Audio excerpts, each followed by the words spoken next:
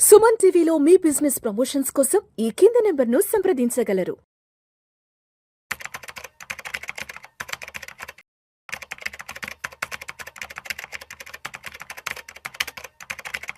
రామచంద్రమూర్తి గారు నమస్తే సార్. నమస్తే విష్ణు గారు. Welcome to Suman TV and welcome to Vishnu talks. Thank you sir. So Ramachandramurthy గారు, ఇప్పుడు స్టాక్ మార్కెట్ అనగానే స్టాక్స్ అంటాం. ఆ స్టాక్స్ ఏంటంటే దాంట్లో మళ్ళీ ఏదో లార్జ్ క్యాప్ స్టాక్స్ అంటారు, మిడ్ క్యాప్ స్టాక్స్ అంటారు, స్మాల్ క్యాప్ స్టాక్స్ అంటారు. అంటే ఈ టెర్మినాలజీ అనేది మార్కెట్లో ఉన్న వాళ్ళకి, ఆల్రెడీ ఎగ్జిస్టింగ్లో ఉన్న వాళ్ళకి ఈ టెర్మినాలజీ అర్థమవుతుంది. దాన్ని బట్టి ఏ స్టాక్ ఏ కేటగిరీ అనే సంగతి అర్థమవుతుంది కదా.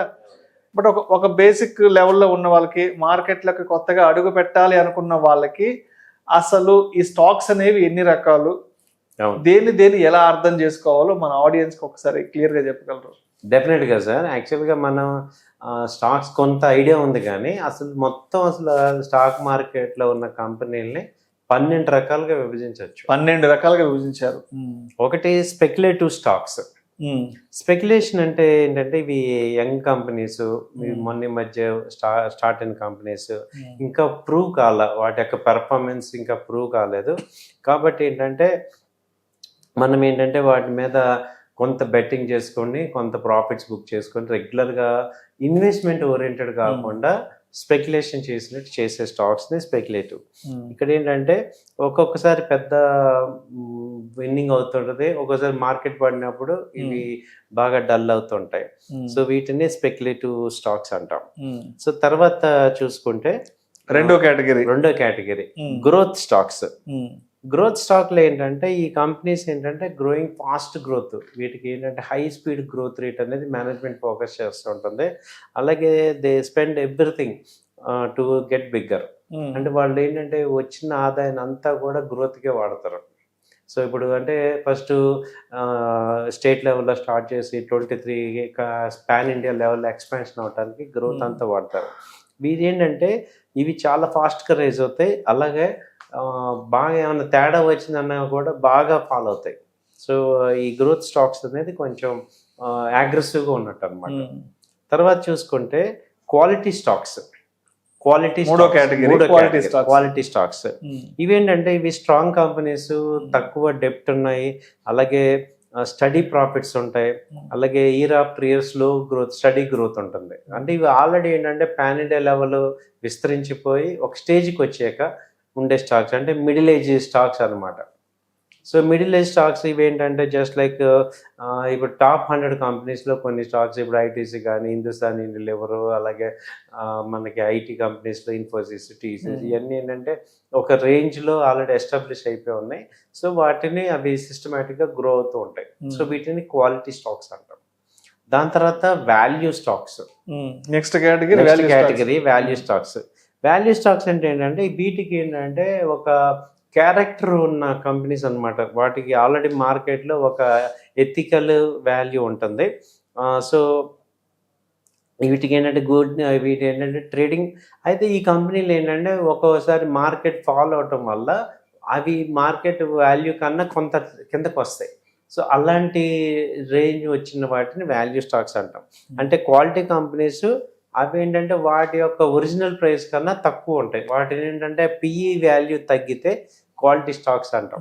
సో వాటిలో వాల్యూ స్టాక్స్లో ఏంటంటే మంచిగా ఇన్వెస్ట్ చేయొచ్చు అనమాట. సో వాల్యూ స్టాక్స్ కంపెనీస్లో ఇన్వెస్ట్ చేయడం వల్ల మంచి ప్రాఫిట్స్ వర్కౌట్ అవుతాయి. తర్వాత category turn around stocks. Next category.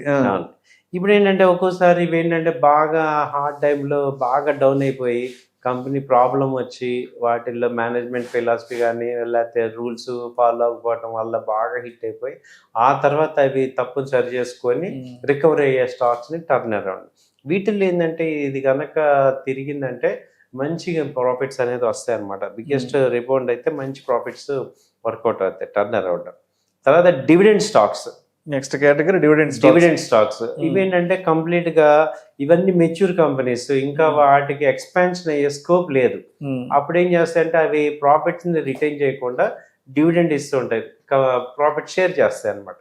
So వాటిని డివిడెంట్ స్టాక్స్. అంటే ఎవరైతే రెగ్యులర్గా కొంత అమౌంట్ ఎవ్రీ క్వార్టర్ రావాలనుకున్న వాళ్ళందరూ కూడా ఈ డివిడెండ్ స్టాక్స్ పెట్టుకోవచ్చు అనమాట. Like regular all quality stocks అన్ని కూడా డివిడెండ్స్ ఇస్తూ ఉంటారు అనమాట. అంటే ఇక వాళ్ళకి ఏంటంటే సాచురేషన్ లెవెల్ వెళ్ళిపోయాయి, మెచ్యూరిటీ లెవెల్ వెళ్ళిపోయి వాటికి ఇంకా ఇక ఈ ఎక్స్పాన్షన్కి స్కోప్ లేకపోవడం వల్ల ఆ ప్రాఫిట్స్ అన్ని రిటైన్ చేస్తుంటాయి, వాటిని డివిడెండ్ స్టాక్ అంటారు. తర్వాత డిఫెన్సివ్ స్టాక్స్. డిఫెన్సివ్ ఇది ఎక్కువ వినిపిస్తుంది. డిఫెన్సివ్ ఒకసారి క్లియర్ గా చెప్పండి డిఫెన్సివ్ గురించి. ఈ సెక్టర్ ఏంటంటే ఈ స్టాక్స్ ఏంటంటే మార్కెట్ ఫాలో అవుతున్నా కానీ ఇవి ఫాలో అవ్వవు, అందుకే defensive defensive sectors. Market follow అవుతున్నా కానీ ఇది ఫాలో అవుతుంది అనమాట. సో ఈ డిఫెన్సివ్ సెక్టర్స్ లో ఏమవుతాయంటే డిఫెన్స్ అంటే ఆ డిఫెన్స్ కాదు, డిఫెన్సివ్ స్టాక్స్. చాలా మంది అక్కడే కన్ఫ్యూజ్ అంటారు. డిఫెన్స్ సెక్టర్ కాదు, డిఫెన్స్ సెక్టర్ కాదు, డిఫెన్సివ్ స్టాక్స్. ఇవి ఏంటంటే ఇవి మార్కెట్ ఫాలో అవుతున్నా ఇవి స్టడీగా ఉంటాయి. మెయిన్ ఏంటంటే ఎఫ్ఎంసీజీ స్టాక్స్ అన్నమాట. ఎఫ్ఎంసీజీ కానీ ఈ స్టాక్స్ డిఫెన్సివ్ స్టాక్స్ అంటాం. తర్వాత వచ్చి అంటే ఇప్పుడు ఎగ్జాంపుల్ మనకి ఐటీసీ కానీ హిందుస్థానీ ఇవన్నీ ఎఫ్ఎంసీజీ స్టాక్స్ మేజర్ గా. అంటే రెగ్యులర్ గా వార్ జరిగినా కానీ తినాలి, బట్టలు వేసుకోవాలి, వాటి పనిలో ఉంటాయి కాబట్టి అవి ఎక్కువగా ఇది అవదు అనమాట, వాటిని డిఫెన్సివ్ స్టాక్స్ అంటాం.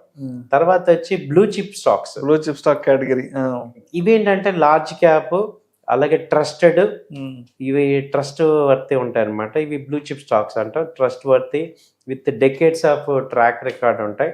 సో వీటిని బ్లూ చిప్ స్టాక్స్ అంటాం. తర్వాత సైక్లికల్ స్టాక్స్.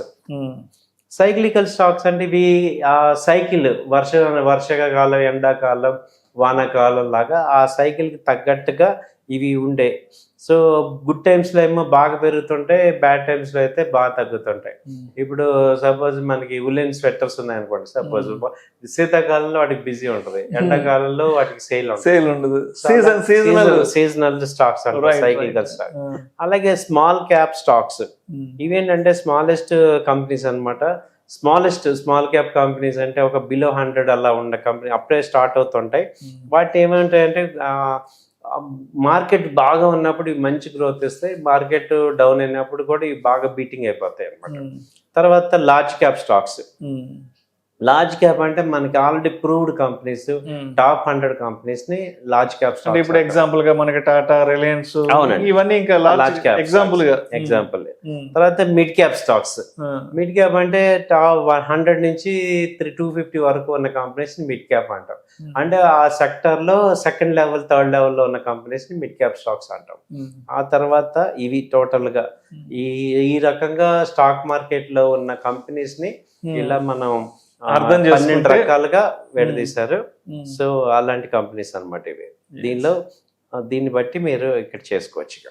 సో మొత్తానికి స్టాక్ మార్కెట్ లో రాణించాలి, స్టాక్ మార్కెట్ లో ఏదో అంటారు కదా చక్రం తిప్పాలి అంటే అసలు ఒక ఇనీషియల్ గా మార్కెట్ లోకి వచ్చేటప్పుడు అసలు ఇక్కడ ఎన్ని రకాల స్టాక్స్ ఉంటాయి ఏంటనేది ఫస్ట్ ఆ సబ్జెక్ట్, ఆ కంటెంట్ మనం అర్థం చేసుకుంటే దాన్ని బట్టి మన ఇన్వెస్ట్మెంట్స్ అని ప్లాన్ చేసుకోవాలి. దాని తర్వాత రిటర్న్స్ అనేవి మనకు లాంగ్ రన్ లో వస్తుంటాయి అంటారు. Right sir. Thank you sir. Thank you so much Ramachandramurthy గారు. ఒక బిగినర్ లెవెల్లో మన ఆడియన్స్ కి మంచి కంటెంట్ షేర్ చేశారు. థ్యాంక్ యూ సో మచ్ అండి. థ్యాంక్ యూ అండి.